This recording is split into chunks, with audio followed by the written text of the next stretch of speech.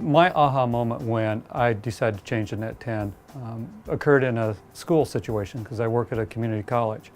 We moved into a new building, no reception on the carrier that I had.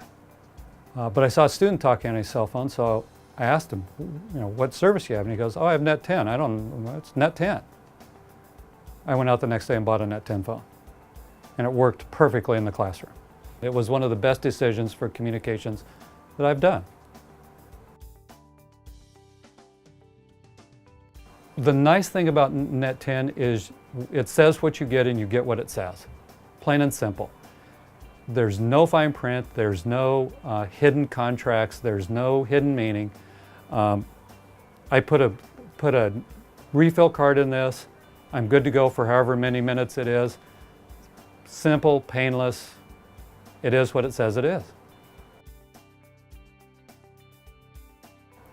Cell phone contracts, to me, I understand why a company would want to keep you under contract. They want to keep you as a customer. I get that plan. What I don't like about the contracts or that process in general is all the hidden charges, the surcharges, the usage charges, the fees that they charge that aren't taxes. I was an original subscriber, whatever they call it, original user of AT&T before it was even AT&T. They had roaming charges. And I was traveling in Kansas City, and my work in Los Angeles called me. And I said, why don't I call you back because I'm in roaming? Oh, no, it'll take a few minutes. I ended up with a $490 roaming charge, or the company did because the company paid it. But $490, and it was like a 60-minute phone call.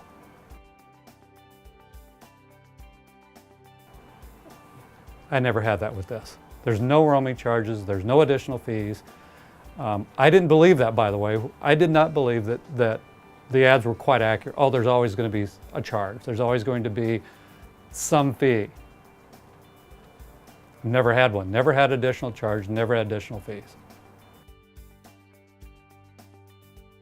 I save about 40 to 50% a month. Previously, I was paying with fees and all the add-ons on my AT&T bill about $90 a month for 2 phones.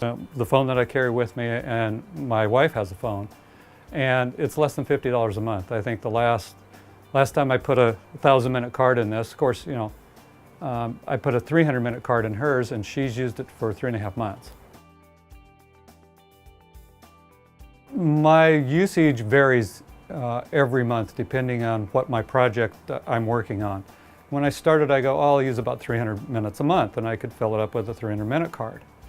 I found that a couple of months I was putting more minutes in, which was very easy to do. I mean, when I loaded this phone with additional minutes, it was literally type in the number, that was it. It was done and over with. The most I've used in a month is 1,000 minutes when I was pretty busy back and forth with some vendors. So 1,000-minute card, put it in, no problem. So that variety of minutes available to me has really helped reduce the cost because you only pay for the minutes you use. My 411 calls on my AT&T bill would add up to $10 to $15 additional a month, additional fees a month. I don't have that with my net10 phone. I dial 411, get the information number I need. Most of the time they call it for me. It's painless, especially when I get the bill or lack of bill at the end of the month. But the reality is this phone gives me better service than my AT&T phone did. I live over on the coast of California, over by Ventura, and I drive 40 miles to work every day through the mountains.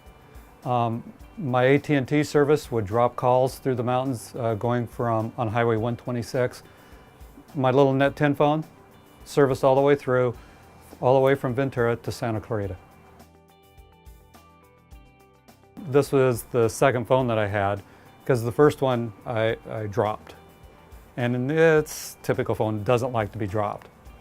So when I changed the SIM card out, it had some problems coming up with the correct phone and whatever data it needed. Called customer service, they read me a bunch of codes, I punched in my phone. Took about 5 minutes, phone was back up and operating, the new phone in 5 minutes or less.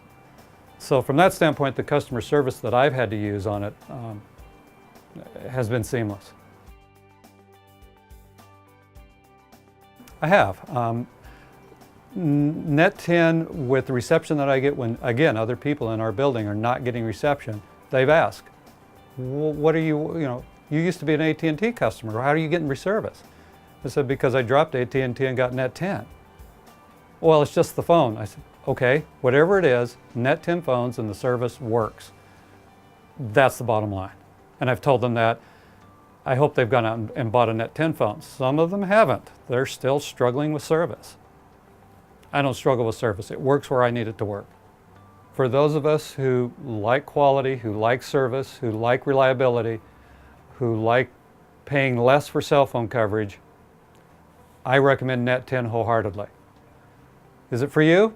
Only you can decide, but I decided, and I'm never going back.